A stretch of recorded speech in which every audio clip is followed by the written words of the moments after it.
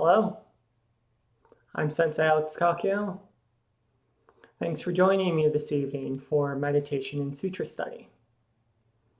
This evening's practice will consist of a 15-minute guided meditation, a reading from Buddhist scripture, followed by a Dharma Talk.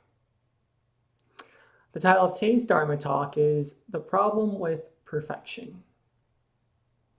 Before we get into that, please subscribe and hit the notification bell. That way you'll be notified when I post talks in the future. If you could hit the like button, that'd be great too. All right, I'll give you a moment to get in position for this evening's guided meditation. You can be in any position you want. The only rule is you need to be comfortable. You need to be in a position that you can hold for at least 15 minutes without moving. If you'd like to lay down, that's fine. However, I do ask that you not fall asleep. If you'd like some instruction, what I like to do is sit cross-legged either on the floor or on the cushion. Left hand goes palm up in the lap. Right hand goes palm up over the left. In Buddhism, this is called the meditation mudra. Back is straight, chin slightly tucked. Eyes can be closed or pointed downwards at a 45-degree angle to eliminate visual distractions.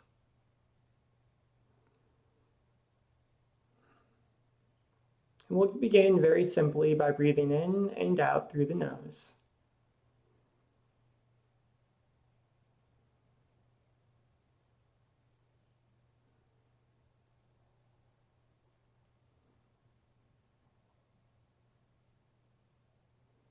Breathing in this way engages our parasympathetic portion of our nervous system.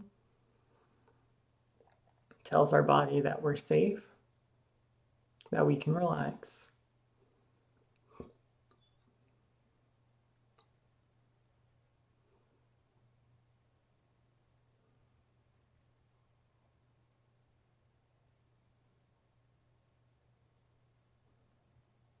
And every inhale, we poke out our belly button slightly, like we just had a large meal. And we relax on the exhale.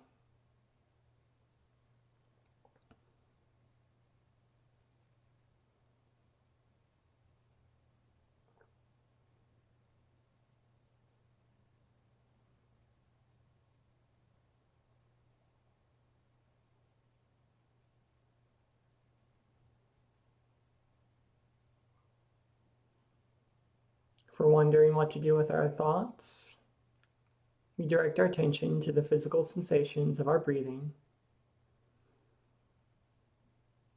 Feeling of air moving up and down our throat. The expansion and contraction of our belly.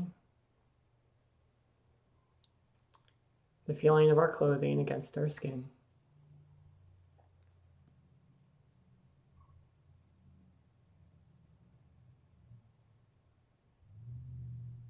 We'll breathe in this way for about 2 minutes.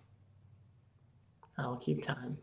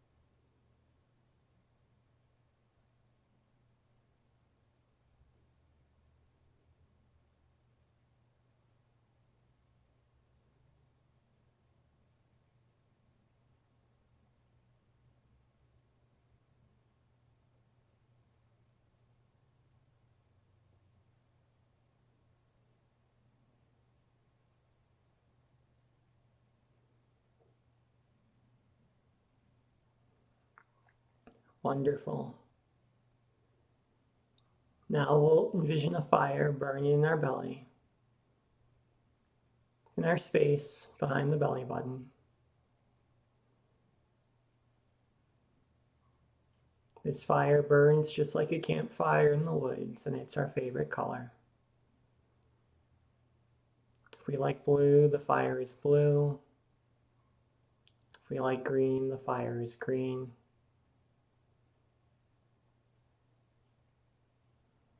Now we're going to feed oxygen to that fire to make it bigger and brighter with every breath.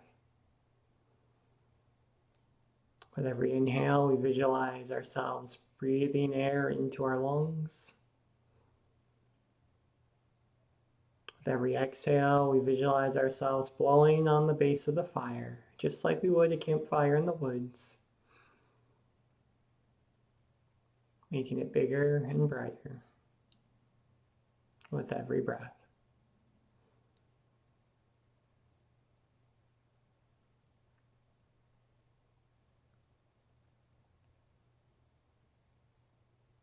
We'll breathe in this way for 2 minutes. I'll keep time, no need to worry about that.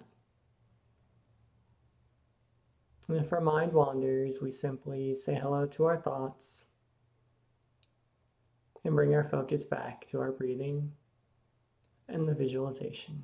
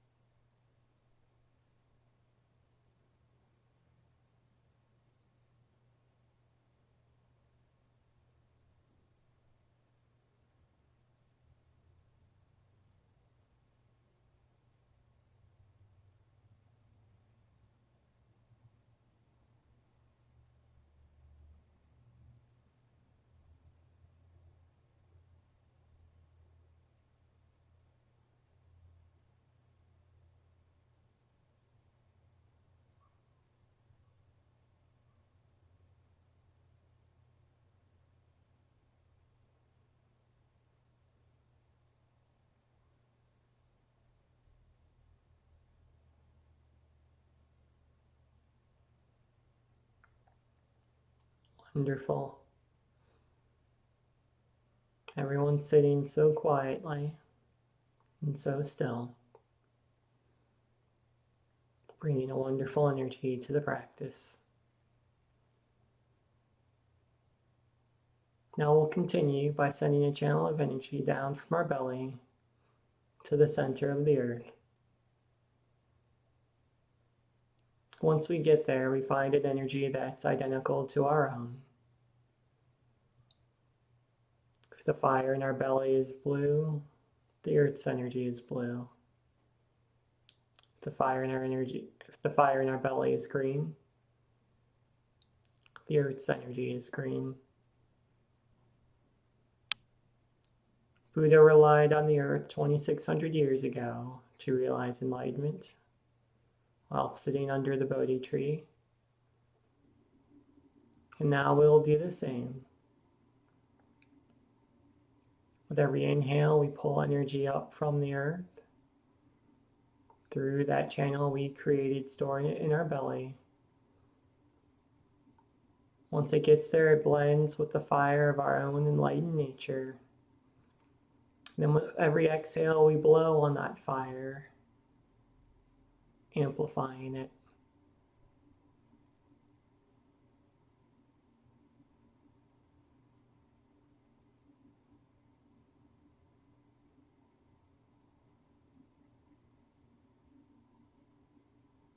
We'll breathe in this way for about 2 minutes. I'll keep time.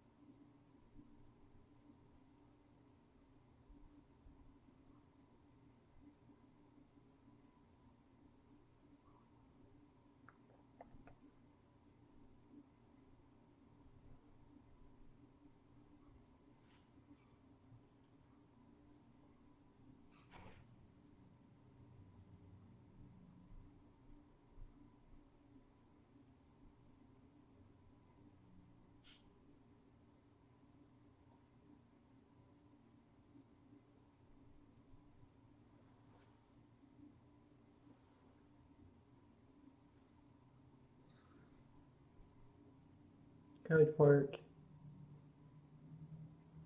Now we'll send the second channel of energy up from our belly to the top of our head. With every inhale, we'll continue to pull energy up from the earth till it arrives at our belly and blends with the fire of our own enlightened nature. With every exhale, we'll push that energy up out the top of our heads until it explodes like a volcano, showering every inch of us in healing spiritual light.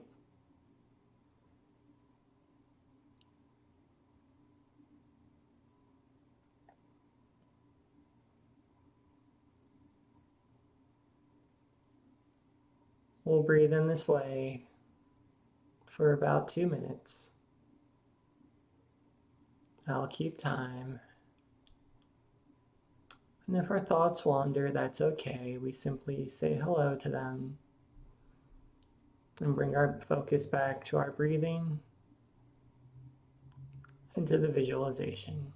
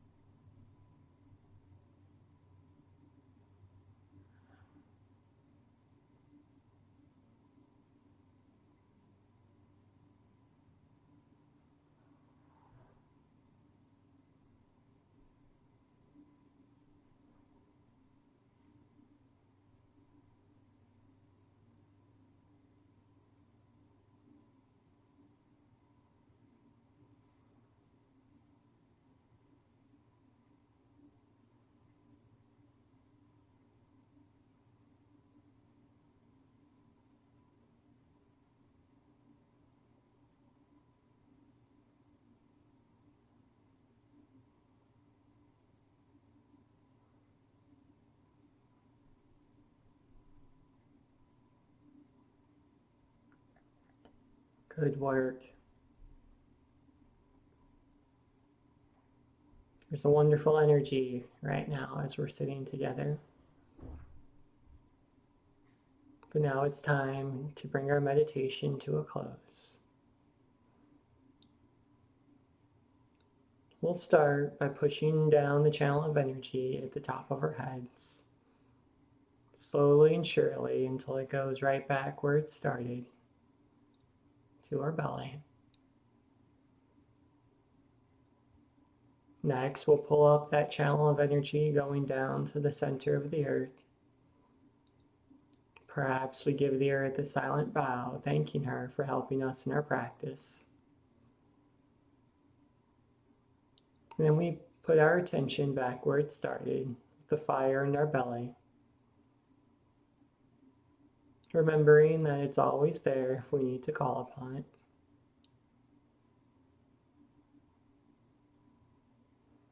But now it's time to bring our meditation to a close. So we allow the visualization to fade. We come back into our bodies by moving our heads to the left and then to the right. Back and forth.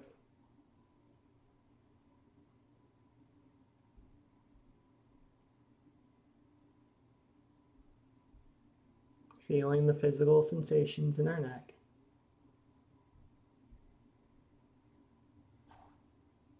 Then we come back to center.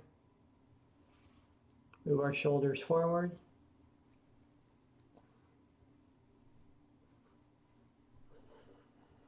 And back.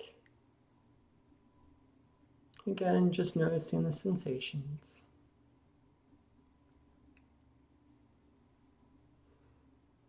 Finally, we'll let them hang limply towards the floor. And if our eyes are closed, we open them. I'll give you about 30 seconds to do that.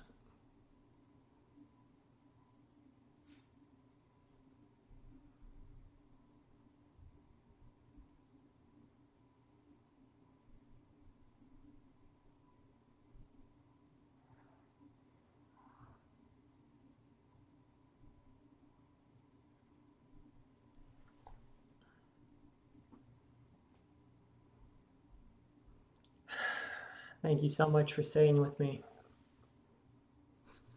Meditation is a powerful practice. So is Sutra study. So that's what we'll do next. Tonight's reading will come from The Center Within, from Reverend Guillaume M. Kabose. Not necessary to have a copy of the text, however, it can be helpful if you'd like to follow along. Tonight's essay is called Perfection. Recently, I visited a flower arrangement exhibition. One of the exhibitors was the wife of a Buddhist minister here in Chicago. She has been teaching flower arrangement for many decades and has several hundred students. Every year, I admire her work, but I was particularly impressed this year. Her arrangements are always very simple. This year's arrangement consisted of a single flower, a chrysanthemum. However, placed in an important position next to this single flower was a worm-eaten leaf. Usually half-dead or half-destroyed leaves are discarded. Yet this leaf was placed in a most important position or location on the top. Despite its half-eaten condition, this leaf looked so shiny. This leaf had no hesitancy, no inferiority complex. It did not matter that it was imperfect.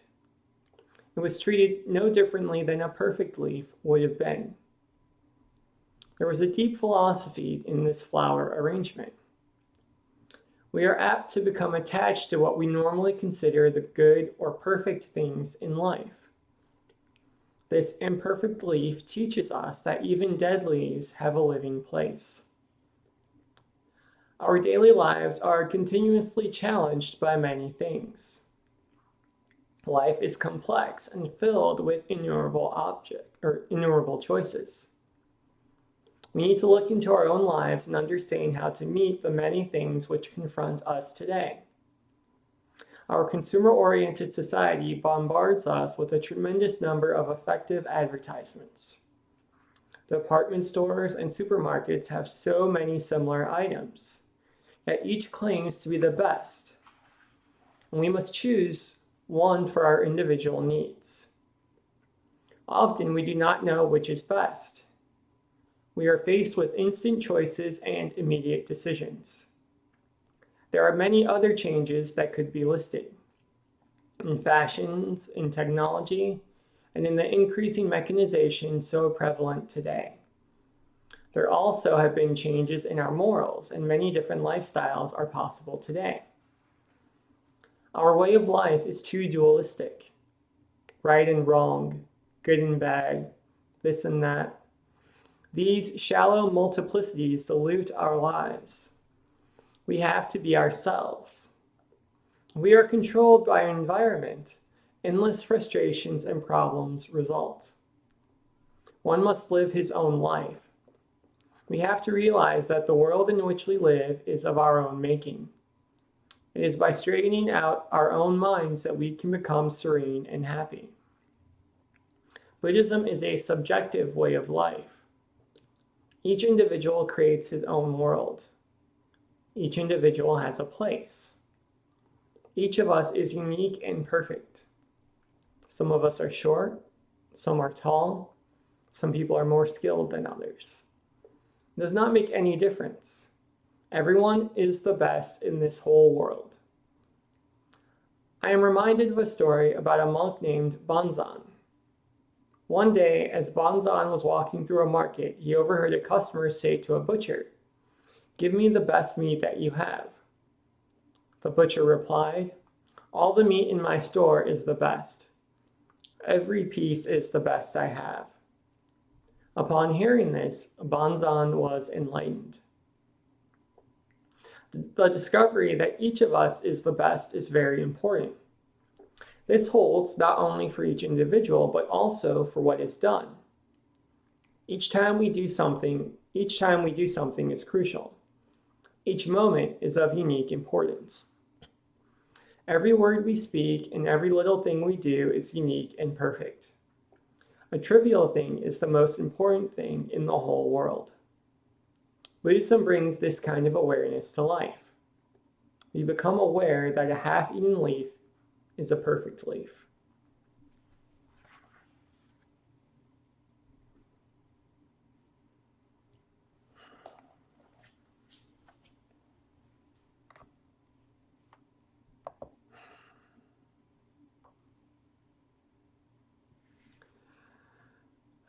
Let's see. So many years ago, in 2010, a movie came out called Black Swan.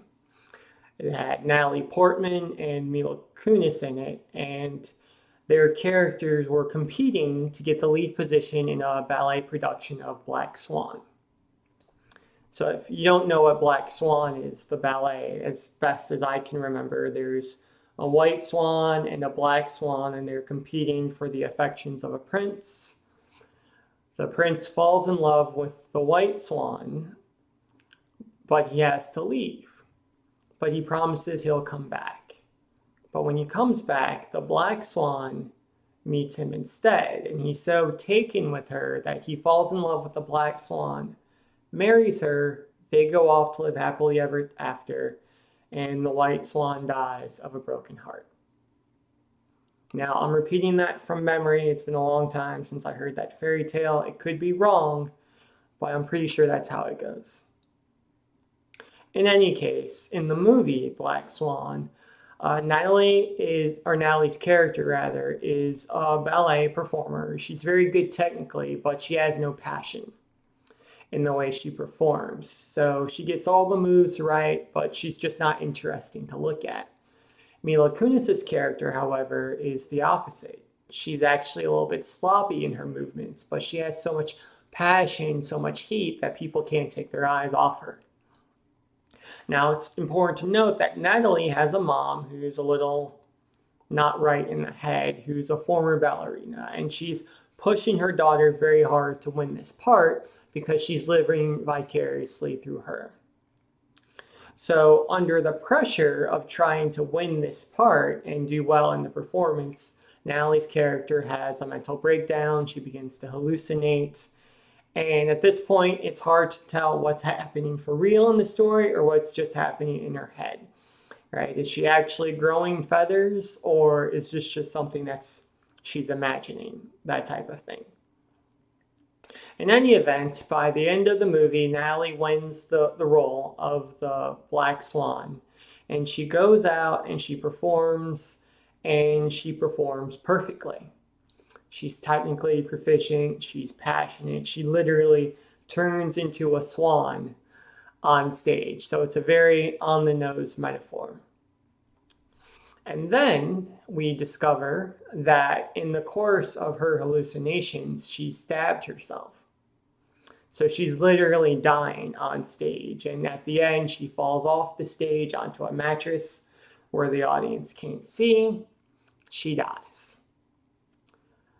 But before she died, she gave the perfect performance, and she dies to a standing ovation,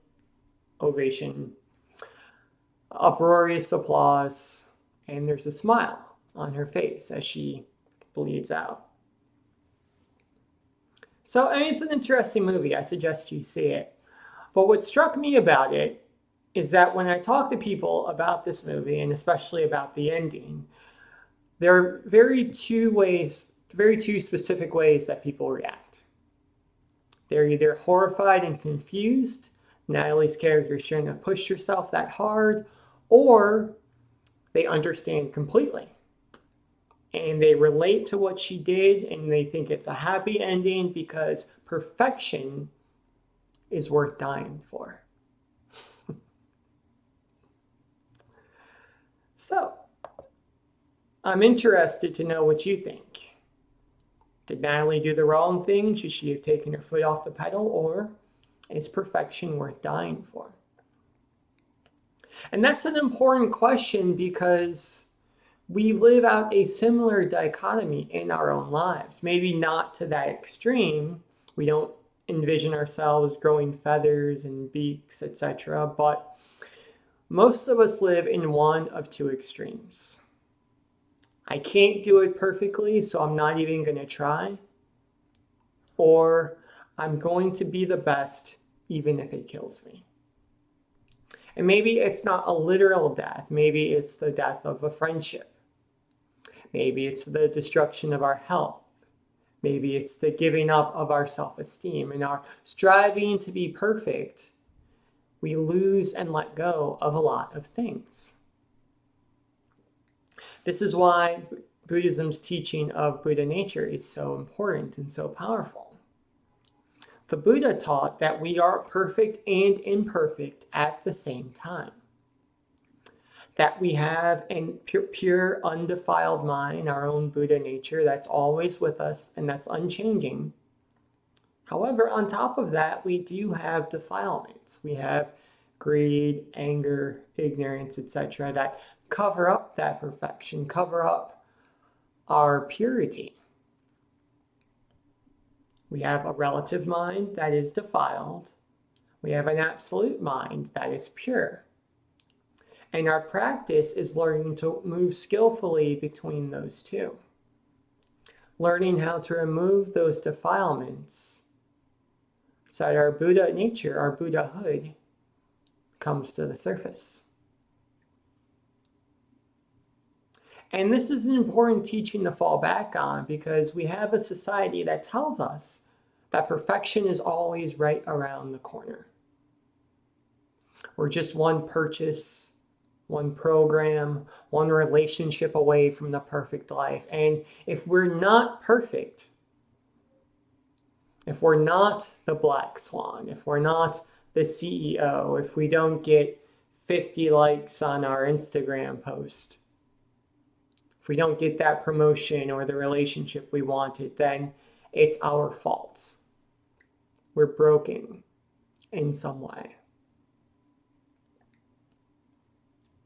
Now, Buddhism frees us from this constant chasing of perfection through the teaching of Buddha nature, which I mentioned before, but also through the First Noble Truth.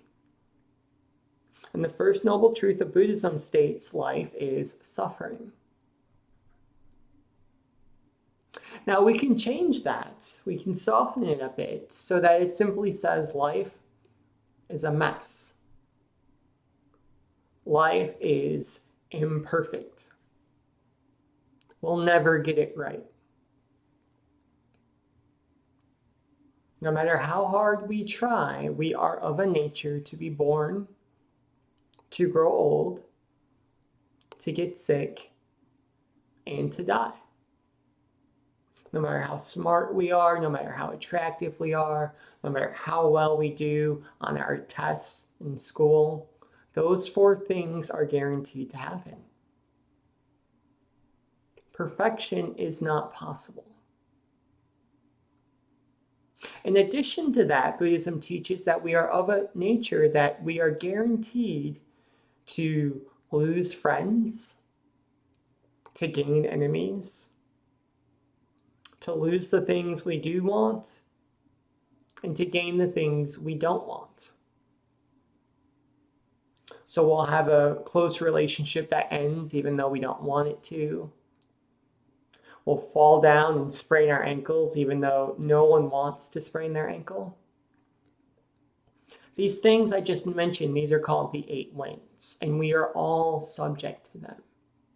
The Buddha was subject to them. Perfection is not an option. And that's okay. It's okay to be imperfect.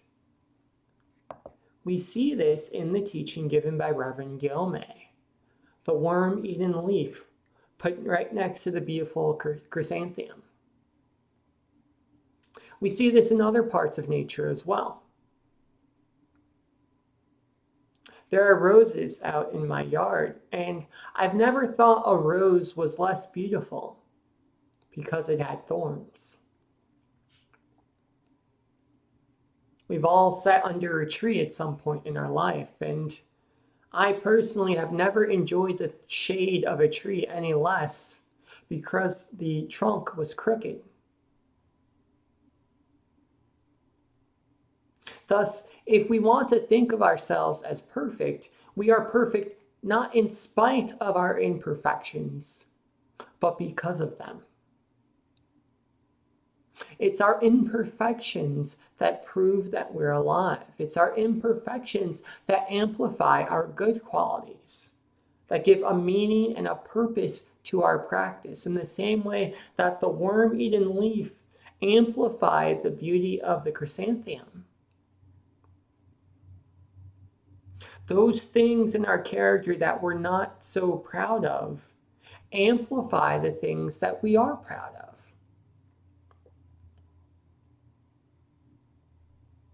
I have greed and selfishness in me, but I still manage to be kind to my neighbor and to donate to charity.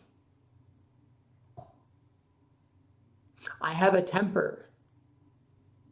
But today, when I was about to snap at someone, I controlled that temper.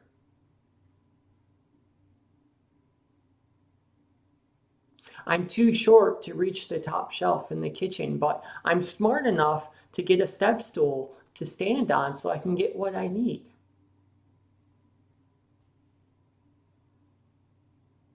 We see this in the teachings of Pure Land, in the teaching of Amida Buddha. Now, in Pure Land Buddhism, we are taught that our salvation is assured, that we are guaranteed a rebirth in Amida's Pure Land. Now, if we have a mindset of perfection as something to be attained, then that would take away our purpose, our reason for practicing Buddhism. Because we're only doing things to get something. It's a sense of cheap consumption in our spiritual practice.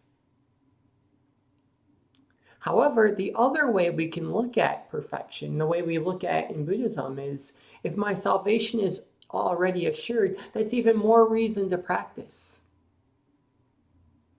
Because I'm practicing the Dharma not because I want to get something, but simply because it's right. Because it's wholesome. Because it's in keeping with my own Buddha nature. We've all met this person who does something nice for other people, and then they never stop talking about it. Remember that time 10 years ago when you needed a ride to the store and I gave it to you? I just can't believe you're speaking to me that way when last week I told you that dress looked good on you even though it didn't. That's the way we live if we have a perfection-seeking mindset. We do the right thing because we want to get something in return. But if we accept that we are both perfect and imperfect at the same time, and to a certain degree that will always be the case, well, now we're just doing good things because we want to do good things, not to get something, but to give something instead. And there's a very wonderful naturalness and ease that comes out of living in this way, that comes from not trying so hard. We can think of it as simply doing our best. By definition, you can't do better than your best. If you could do better, it wouldn't be your best. So that's a question we can ask ourselves. Am I doing my best in this moment? And if the answer is no, then okay, we take that into account and we try harder next time. But if the answer is yes, if we really are doing our best, then it's already perfect. Even if it's not. Because it's exactly what it can and should be in that moment. Whether we're the chrysanthemum or we're the worm-eaten leaf. Amitabha.